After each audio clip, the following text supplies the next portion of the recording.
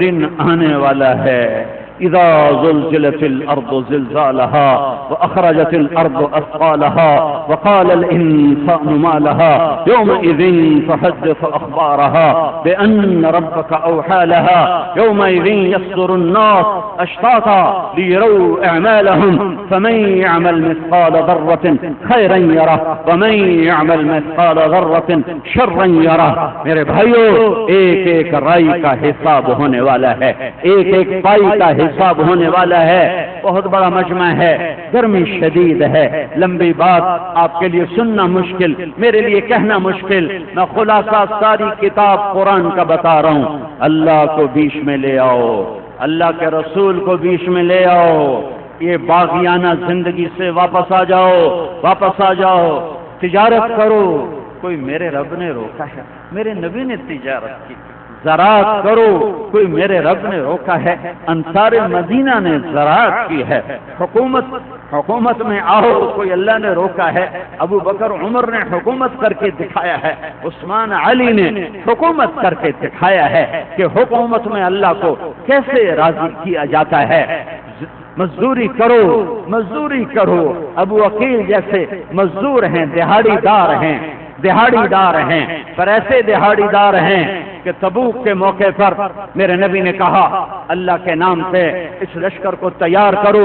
30,000 کا لشکر ہے، سامان جنگ کوئی نہیں ہے، کھانا پینے کا سامان نہیں ہے.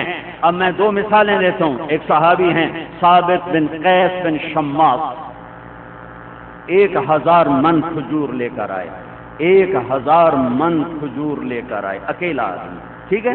ابو وکیل ایک دہاڑی دار ہے، یہ جو روز دہاڑی کرتے ہیں، ابو وکیل بھی دہاڑی دار ہے. اس نے کہا میں کیسے صدقہ کروں، میں کیسے اللہ کے نام پہ خرچ کروں. ایک یہودی کے باغ میں جاتے ہیں، ساری رات پانی لگایا، ساری رات باغ کو پانی لگایا، ساری رات. اور کیا ملا؟ 6 سیر کھجوریں.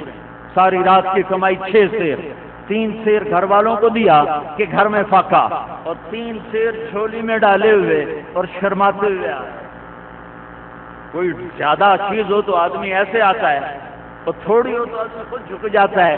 تو ابو وکیل ایسے جھکے آ رہے اور شرم سے آ رہے کہ کہاں کتنے 1000 من کا ڈھیر پہ ہو گئے، تو کتنے 3 سیر کوئی ہے آپس میں، کوئی جوڑ ہے، لہذا 3 سیر اللہ ایسے کرتا ہوا آ رہا کہ پتہ نہیں میرا یہ چھوٹا سا ہدیہ حقیر قبول بھی ہوتا ہے کہ نہیں ہوتا ہے. 1000 من والے نے تو کمال کر دکھایا، پر میرے کو ہے نہیں 3 سیر، تو میں لے آواں کتنے. تو منافق کہنے لگے وڈا آیا خرچ کرو، جا دھی پترا نو کھوا، 3 سیر نال کی بننا ہے، چل جا. وہ جھڑک رہے. ہائے میرے نبی کی نظر پار ہو گئی کہ ابو وکیل کی رات کیسے گزری ہے. تو آپ کی نظر پڑ گئی، تو آپ نے کہا آگے آ جاؤ، آگے آ جاؤ، آگے آ جاؤ. آپ نے اشارہ، وہ آگے آئے شرماتے ہوئے. تو آپ نے کہا ادھر لا، ادھر لا. وہ اتنی ساری کھجوریں ہیں. آپ نے کہا یہ کھجوریں لو اور پورے 1000 من کے اوپر برکت کے لیے پھیلا دو، ساری کھجوروں میں برکت آ جائے گی. ابو وکیل کی ایسی کھجوریں ہیں کہ ساری کھجوروں میں برکت آ جائے گی. دہاڑی کرو، ابو وکیل جیسی کرو. تجارت کرو، مکے کے تاجروں جیسی کرو. زراعت کرو، مدینے کے ذمہ داروں جیسی کرو. سیاست کرو، ابو بکر عمر عثمان علی جیسی سیاست کرو، تو اللہ تعالیٰ تمہیں کامیاب کرے گا. اللہ کو بیچ میں ڈالو. میرے بھائیو، اس خطے کی قدر کرو، اس خطے کی قدر کرو. میں کوئی علم تو زیادہ نہیں رکھتا ہوں، میں بچپن سے تاریخ پڑھتا رہا ہوں اور مجھے کچھ یاد بھی ہے. مجھے نہیں یاد میرے پڑھے ہوئے صفحات میں کوئی ملک ایسا ہو جو شب قدر میں وجود میں آیا ہو. میرے حافظے میں کوئی دھرتی کے نقشے میں جب سے یونان کی تاریخ چلی ہے اس سے لے کر آج تک مجھے نہیں یاد کہ اللہ نے اس کائنات پر، اس دھرتی پر، اس خطے پر کسی ملک کا نقشہ بنایا ہو اور رات 27ویں رمضان کی ہو، شب قدر ہو، لیلۃ القدر ہو، رمضان ہو اور رات ہو، شب قدر اور مہینہ ہو رمضان، اور عرش کے دروازے کھلے ہوں اور جبریل زمین پر ہو، فرشتے پھیلے ہوئے ہوں اور ایک ملک کو وجود دیا جا رہا ہو، ایک خطے کو وجود دیا جا رہا ہو۔ یہ اگست کی وجہ سے مجھے یاد آ گیا کہ رمضان اگست میں آیا، اور اسی اگست کے مہینے میں 14 اگست تم ہر سال مناتے ہو، لیکن ہمارے منانے کا دن تو 27ویں رمضان ہے، وہ اس دفعہ اگست میں آ گئی، تو کبھی خیال نہیں آیا، لیکن اس دفعہ بہت رونا آیا، بہت رونا آیا کہ ہم نے کیا کر دیا۔ اللہ نے یہ کیسا دیش دیا تھا، وسائل سے مالا مال، معدنیات سے مالا مال، دریاؤں سے ابلتا اچھلتا مچلتا، خوبصورت پہاڑ، برف پوش، سبز پوش، ندی نالے، معدنیات، خوبصورت موسم، چاروں موسم، ہر وقت سارا سال ہر قسم کے موسم، ٹھنڈے پانی، گرم پانی، نمکین پانی، کڑوے پانی، میٹھے پانی، ہر فصل، ہر طرح کی زراعت اللہ نے ایسا دیش دیا تھا۔ تم صرف حکمرانوں کو گالیاں دیتے ہو، کبھی اپنا گریبان بھی تو چاک دیکھو کہ تمہارے اپنے گریبان میں کتنے سوراخ ہو چکے ہیں، تمہاری اپنی جھولی کتنی تار تار ہو چکی ہے۔ تجھے کیوں فکر ہے اے گل دلے صد چاک بلبل کی، تو اپنے پیرہن کے چاک تو پہلے رفو کر لے۔ کسی کو گالی دینا کون سا مشکل کام ہے؟ پولیس کو گالیاں دو، فوج کو گالیاں دو، سیاستدانوں کو گالیاں دو، بس کرو، اپنے اندر آؤ، اپنے اندر آؤ، اپنے اندر آؤ، اپنے اندر آؤ۔ اس دیش میں ہم پیدا ہوئے، میرے نبی نے بھی مکے پر نظر ڈالی تھی۔ یکم ربیع الاول 14 نبوت کا 14واں سال،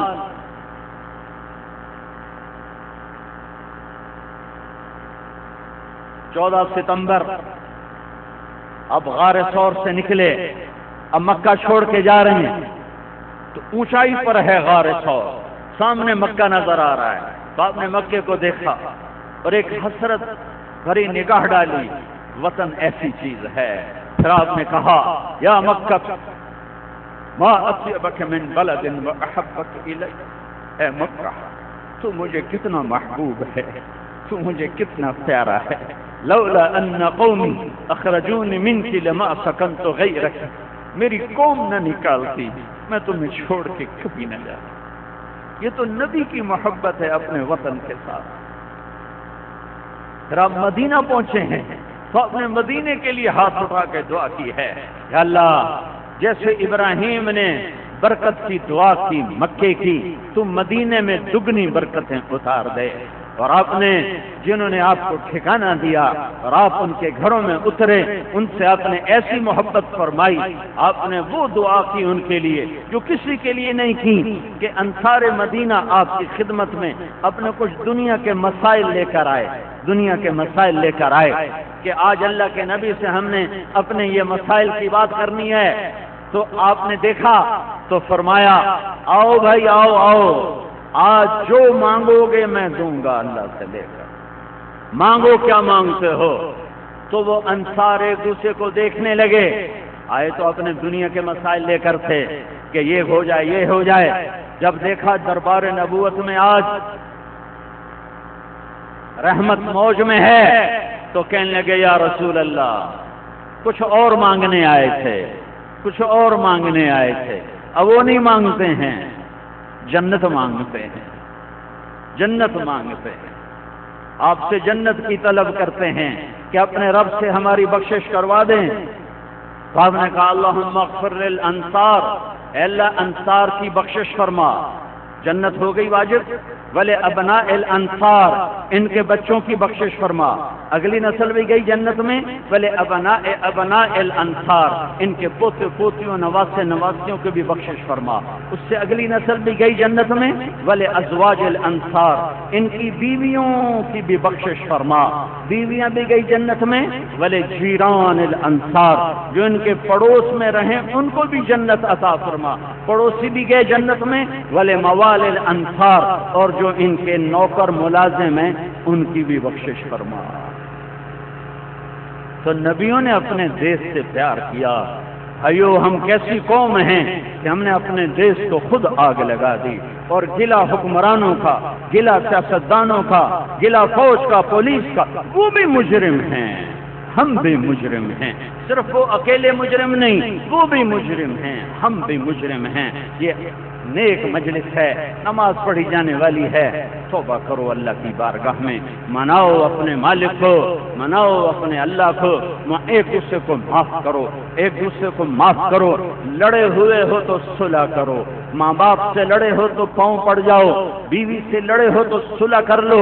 شیطان کو سب سے زیادہ خوشی میاں بیوی کی لڑائی پر ہوتی ہے، اپنی مجلس لگاتا ہے، لوگوں سے، شیطانوں سے پوچھتا ہے کیا کر کے آئے ہو، تو کہتا ہے یہ کروایا وہ کروایا، تو کہتا کچھ بھی نہیں، زنا شراب چھوٹی چیزیں ہیں، یہ چھوٹی چیزیں ہیں، چوری ڈاکہ چھوٹی چیزیں ہیں، ایسے ایسے سر مارتا ہے۔ ایک شیطان کھڑے ہو کر کہتا ہے جناب میں نے میاں بیوی کو لڑوایا، تو اسے کہتا ہے شاباش تو صحیح کام کر کے آیا ہے، اس کو آگے بلاتا ہے، گلے لگاتا ہے، اپنے پاس بٹھاتا ہے، کہتا ہے کم بختو یہ اصل کام کر کے آیا ہے کہ میاں بیوی کی لڑائی نسلوں کو برباد کر دیتی ہے، آپس میں لڑائیاں ختم کرو، آپس میں میرے نبی شفیق رحیم سارے محشر کے میدان میں جب جہنم آ کے چیخ مارے گی تو ہر نبی کہے گا نفسی نفسی یا رب نفسی نفسی یا رب نفسی نفسی یا رب نفسی نفسی۔ حضرت ابراہیم علیہ السلام کہیں گے تیری میری دوستی کا واسطہ میری جان بچا۔ حضرت عیسیٰ علیہ السلام کہیں گے میں آج ماں کا بھی سوال نہیں کرتا، مریم کا، میری جان بچا۔ اس موقع پر صرف ایک ہستی ہے محمد مصطفیٰ صلی اللہ علیہ وسلم، آپ کا نوحہ بلند ہوگا، آپ کی آواز سب پر چھا جائے گی، نفسی نفسی سے ایک آواز کربناک دردناک غمناک آواز ابھرے گی اور سارے مجمع کی آواز پر وہ آواز چھا جائے گی، لہذا لوگ مڑ کر دیکھیں گے کہ یہ آواز کہاں سے آ رہی ہے، یہ کون ہے، یہ کون ہے؟ آج تو ہر ایک نفسی نفسی کہہ رہا ہے، میری جان، میری اماں کہتی ہے میری جان، ابا کہتا ہے میری جان، بیوی کہتی ہے میری جان، خامند کہتا ہے میری جان۔ یہ کون ہے جو کہہ رہا ہے امتی امتی؟ تو نظریں پلٹ کے جب آئیں گی تو محمد مصطفیٰ پر آ کر رک جائیں گی صلی اللہ علیہ وسلم، کہ آپ کے ہاتھ اٹھے ہوں گے اور آپ عرض کر رہے ہوں گے یا رب امتی امتی یا رب امتی امتی، اے میرے رب میری امت میری امت میری امت۔ کون سی امت جنہوں نے ایک دوسرے کے گلے کاٹے ہیں؟ کون سی امت جنہوں نے ماؤں کو دھکے دے کے گھروں سے نکالا؟ کون سی امت جنہوں نے باپ کے گریبان چاک کیے؟ کون سی امت جن کے سارے بازار دھوکے فراڈ کا منظر بن گئے؟ کون سی امت جن کی بیٹیوں نے گھنگرو باندھ کے کپڑے اتار کے ناچنا شروع کر دیا؟